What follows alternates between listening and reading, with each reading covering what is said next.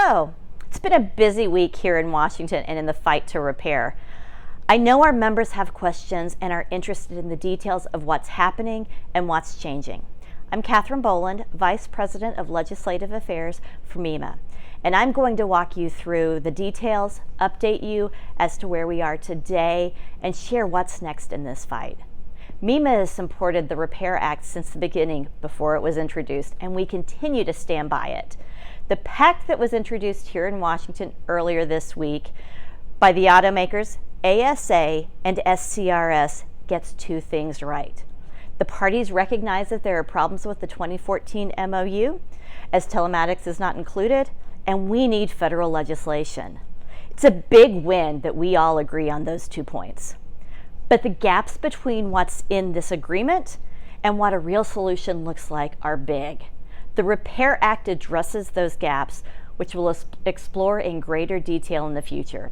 For now, our team is doubling down on boots on the ground advocacy.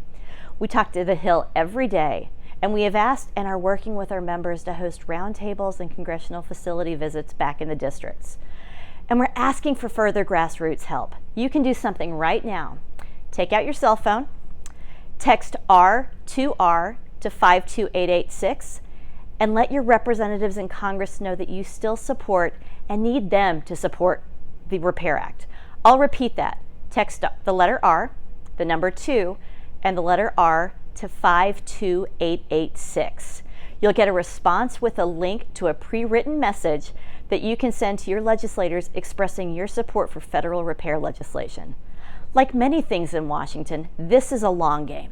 Aftermarket suppliers are an important player in this game and bring the technical expertise necessary for a successful offense.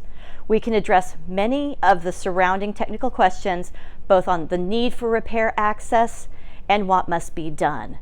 We'll continue to update you in the future as we continue to advocate on your behalf in Washington. Thank you.